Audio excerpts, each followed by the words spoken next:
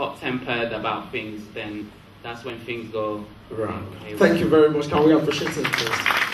Doing it at the right time and in the right way. The right time and the right way. All right, Tolu, do you want to say something about it? I just want to add to what you said. Okay. First of all, I just want us to appreciate Pastor Olumide. It's not because he's here, but there's something he says. Please just give him a round of applause. He has been a wonderful guy. There's something he says I don't know, I think a month back, he said something that he sits with his children and tries to learn their swagger. Yes, sir. It is something that youths want.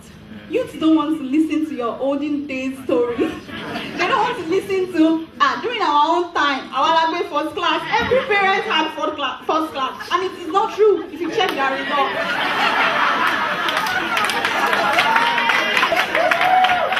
I'm not acknowledging Pastor because he's here. Pastor practices what he preaches. He says it's very, first of all, parents, you have to be very approachable. For a child to come and say, okay, mommy, I don't like what you did, or daddy, I don't like what you did. You have to be open. It's just like a communication thing, like they said. That Pastor Olumide uses that with the breakfast with the youth. Because during the breakfast with the youth, I noticed that he sits with youth and like, what's going on in your life? Tell me. And he's even like, what's up? What's up? Hey. I mean, like, you want to like express yourself during that time. You want to be open. But if you don't do that, you're like, one be by. Come here. The child will be like, I don't like to talk to my dad.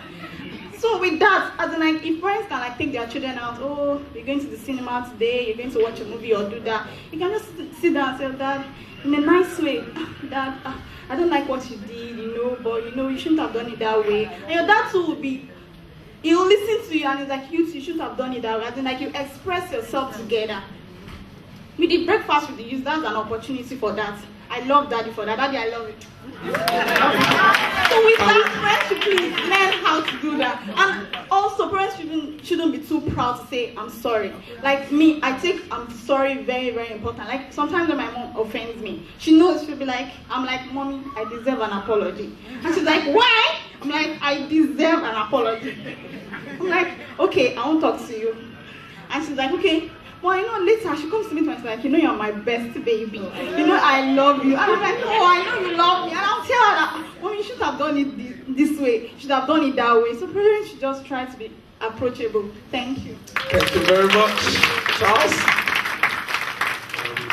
Just to echo what Tolu said, I think it's important that parents, youth are comfortable with their parents as well. I can give an example of my dad. Sometimes, for some reason, he comes to my room saying, where's some of your bad trainers? Like good, meaning good.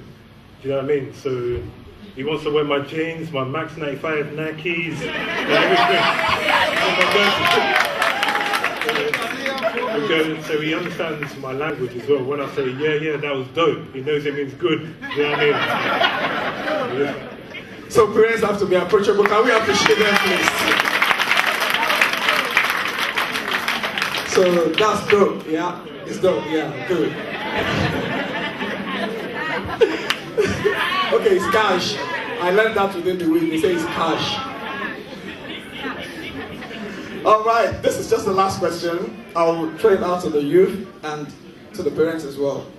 Now, I'll mix two. I've got so many here, but we have to just get done with this one now. Now, we'll put two questions in one. Some of the youths love their father and mother, their parents, more because maybe the father or the mother, either way, understands them better. Now, understanding them better, then another youth also said this, that he wants them to trust her. I just want my parents to trust me. There was actually some kind of explanation in the note. Maybe I could give an example so that you understand what the question is about. Like, wherever she is, it's always like, where are you? What are you? They know, she knows where she is going. They know where the girl is going, but it's always like an issue of, he just wants them to just, you are not where you said you are. What are you doing there? Oh yeah, I want to be sure you understand.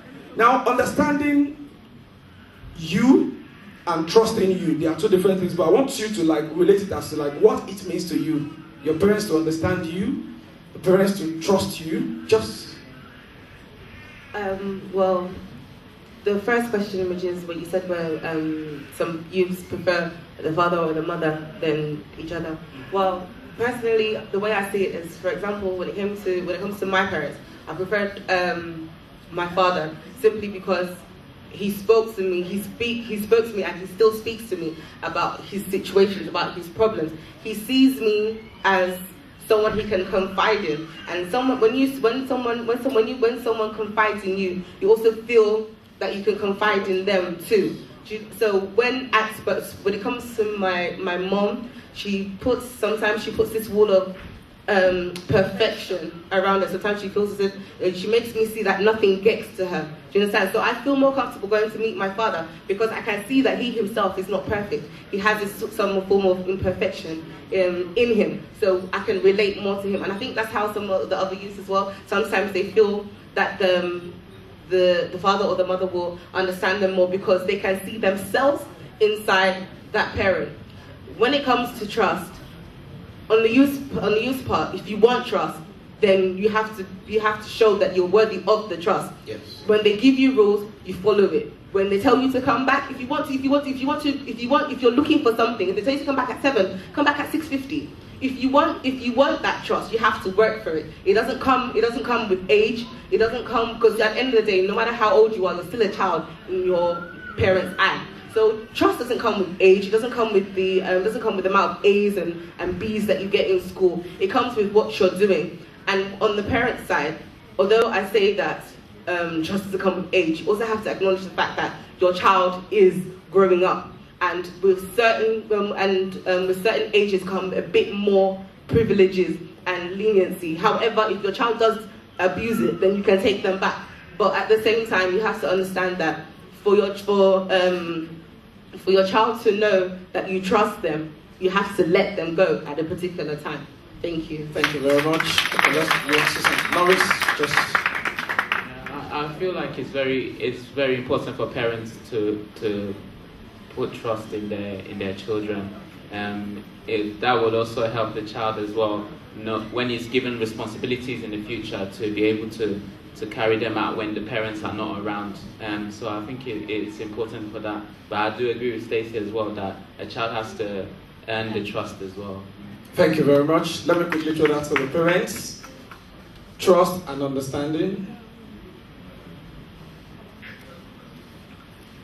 We have just 2 more minutes to... Stacey actually mentioned 2 things that I really liked. Trust, you earn it. You have to earn it as a child. You can't expect your parents to trust you when you are disobedient to them. Sometimes we parents, and God will help us, we tend to overdo things. For example, I'll use Beatrice as an example. I'm sorry. There was a time, it's something to do with his coming back from school or what he's doing. They asked, they said they should come to school whilst they were on holidays and things like that. And I just want to be sure, because Stacey said there is a particular time. I believe strongly as a parent that Beatrice is not old enough she's 17, but she's not old enough. I still have to oversee her. I still have to check the time she comes in. I still have to be sure that when she says she's going to school, that she's going, because that particular age, one as parents, you have to be really very careful, boys or girls. So there was a time she told me, she said, "Oh mom, you have to trust me." It's not that I don't trust her. It's not that I've seen anything not to trust her. But I'm just doing my own bit as a mother to be certain, and I'm watching. I'm watching her. Can I? It's true. It's true. It's true. I am watching her. I watch the time she comes back. Sometimes I'll phone from my office to find out if she's at home. I do it deliberately to see if I could. Not that I don't trust her, but I'm just being careful.